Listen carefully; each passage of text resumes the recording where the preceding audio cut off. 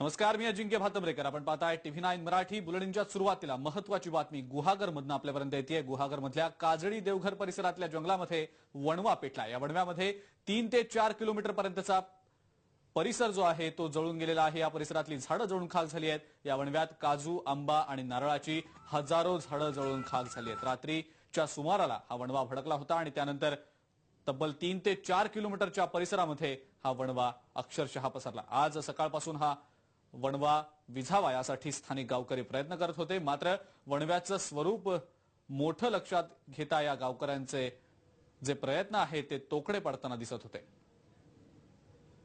आपण पाहू शकतो एक्सक्लुझिव्ह ही दृश्य वणव्याची. काजळी देवघर परिसरातल्या जंगलात या वणव्यानं पेट घेतलेला आहे. 3 ते 4 किलोमीटर परिसरातली झाडं जळून खाक झाली आहेत. बेचिराख झालेला आहे हा परिसर. या वणव्यामुळे आंबा, काजू आणि नारळाची जी झाडं आहेत या झाडांनी हा म्हणता पेट घेतलेला आहे.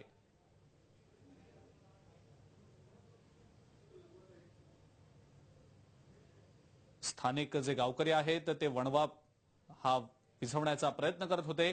मात्र त्यांचे प्रयत्न कुठेतरी अपुरे पडल्याचं दिसत होतं. वणव्यानं उग्र स्वरूप धारण केलं होतं आणि त्यामुळेच गावकरी आपण पाहू शकतोय कशा पद्धतीनं हे शर्थीचे प्रयत्न करत होते हा वणवा विझवण्यासाठी. पण त्यांचे प्रयत्न कुठेतरी अपुरे पडत असल्याचं दिसतंय. या वणव्याचा आवाका लक्षात घेतला तर तब्बल 3 ते 4 किलोमीटर पर्यंत हा वणवा पसरलाय. आणि याच बातमी संदर्भात सविस्तर माहिती आणखी जाणून घेऊया. लक्ष्मीकांत घोणसे पाटील आपले प्रतिनिधी सध्या आपल्यासोबत आहेत फोन लाईनवरून. लक्ष्मीकांत, काय सविस्तर माहिती देता येईल या वणव्या संदर्भात? किती मोठा आवाका आहे आणि किती वेळ लागेल अजून हा वणवा विझायला? गुहागर चिपळूण मार्गावरील देवघर परिसरात एक 14 ते 15 किलोमीटर अंतरात एक सपाट माळ आहे. या परिसरात हा वणवा लागलाय आणि हा वणवा जवळजवळ आतापर्यंत 3 ते 4 किलोमीटर परिसर यामध्ये जळून खाक झाले.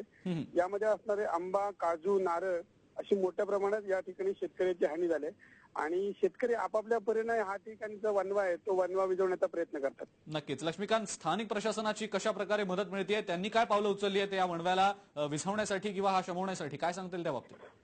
हा जो वणवा आहे हा नैसर्गिकरित्या लागतो का कुणी लावला जातो या संदर्भात काही माहिती मिळत नाहीये. मात्र स्थानिक प्रशासनाला या संदर्भात कळवण्यात आलेलं आहे, शेतकऱ्यांना कळवण्यात आलेलं आहे की हा ठिकाणी जो वणवा आहे. मात्र स्थानिक प्रशासन या ठिकाणी येण्यास अपुरं पडतं आणि अशा वेळी शेतकरी आहेत तो आपल्या बागा, आपली नारळ, आपले काजू जी एवढे वर्ष मेहनत केलेली असती ते वाचवण्याचा या ठिकाणी पुरेपूर प्रयत्न करतात. नक्कीच लक्ष्मीकांत, बरीच वित्तहानी झाली असल्याचा अंदाज आपण इथे बांधू शकतो. गावकऱ्यांचं काय म्हणणं आहे? त्यांचं कितीचं नुकसान झालं असल्याचं समजतंय? या ठिकाणचे जे गावकरी आहेत ते त्यांचं असं म्हणणं आहे की दरवर्षी हा ठिकाणी हा वणवा लागतो. या वणव्यापासून एक काहीतरी उपाययोजना करावी शासनाने आणि यामध्ये आंबा, काजू, नारळ जे आता हाती आलेले पीक आहे, ज्याला आलेला मोहर आहे, हे पाहता येथील शेतकऱ्यांचं असं म्हणणं आहे की जवळपास 5 ते 10 लाखाची हानी या परिसरात झाली. नक्कीच नक्कीच लक्ष्मीकांत, धन्यवाद. आपण ही जी सविस्तर माहिती दिली त्याबद्दल आणि या संदर्भातले अपडेट्स आपल्याकडनं वेळोवेळेला घेऊया. आपण पाहतोय उग्र स्वरूप या वणव्यानं धारण केलेलं आहे. काजळी देवघर परिसरातल्या जंगलात हा वणवा पेटलेला आहे. जाण्याचा हा प्रकार सर्रासपणे होत असतो आणि वणवा गेल्यानंतर बरेचसे शासकीय लोक जे पंचनामे वगैरे करतात, त्यांच्या शासकीय बाबी पूर्ण करतात.